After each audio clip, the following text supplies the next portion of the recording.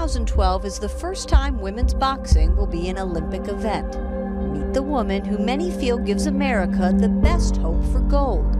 Five-time national champion Juanita Queen Underwood. A fighter her entire life, inside the ring and out. I could have turned to be a bum. Out of all the downfalls in my life, I could have turned to something bad, like drugs, alcohol, anything. I could have just give up on myself, but I never gave up myself. And at an early age, I knew I wanted to be somebody. I knew I wanted to be somebody special. How did you learn about her story? When I was training, I started training her full time in December of 2011. And as I was with her more every day on a daily basis, I started hearing more.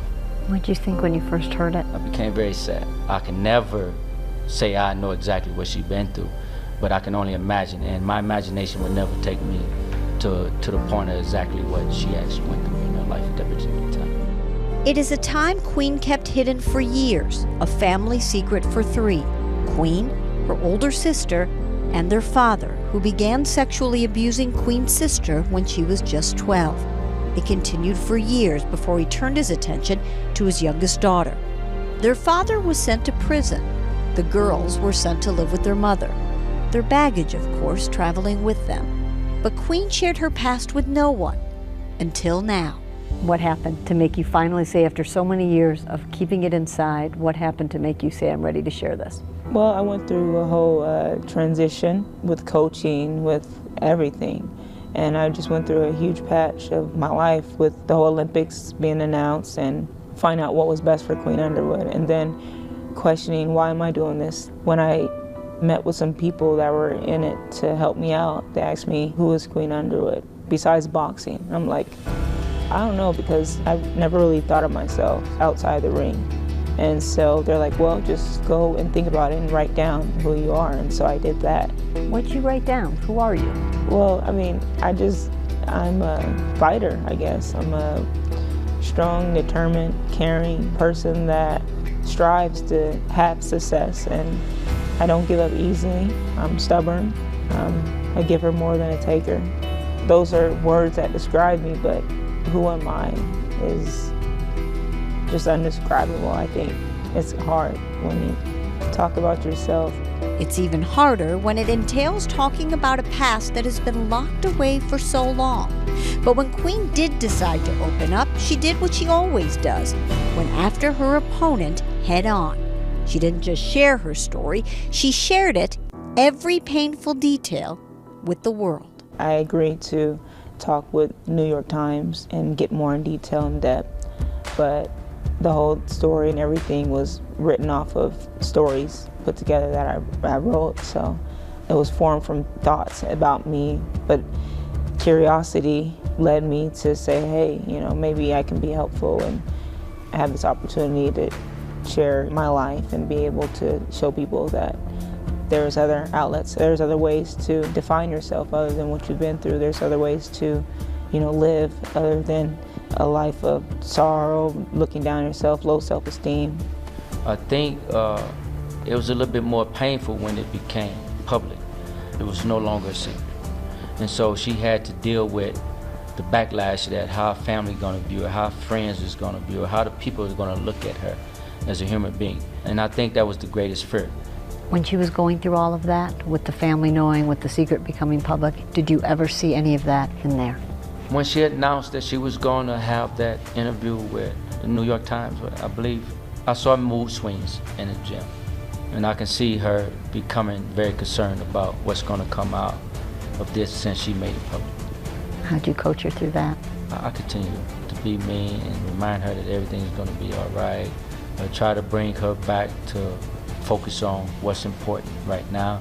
Don't let your past take away your future, your dream, the goals that you have set for yourself. And also let her know that no one is going to look down on her by any means, and you're not guilty of anything. You're the victim in this case, and no one is going to frown upon you and look at you in a negative way. And so she fights her opponents and her demons, although never at the same time, insisting there is only room for two in the ring. Her past is not invited. What was the feeling like the first time you got in the ring? The first time you hit somebody, it felt like... I never really looked at it as I'm going into the ring to beat somebody up. I'm going in to knock somebody out. It was just a way to make my body kind of like a machine and train to, you know, be the best that I can be. You said you didn't bring any anger into the ring with you? Nah. I left all the anger outside of the ring because there's things in life that can drive you, you know, kind of crazy. But if you bring that into the ring, your focus is all off and then you don't excel. What surprised me was when she said she doesn't bring anger into the ring. But as a fighter, I thought that was going to be the fuel. We learn to control those emotions in the ring. You can't become angry or upset when you're in there because it's a tactical sport. You know, and it's a sport that requires a lot of thinking at a very fast pace. You got to be very instinctive. We train our athletes to control those emotions. You can't carry that inside the ring with you. But what Queen is carrying with her is all the support that pours in day after day since she shared her story. Countless letters and emails from countless women who know her story all too well. She inspires them with her strength she has found. They inspire her for the strength they are now finding. Now, Queen, what was it like just reading those emails for the first time?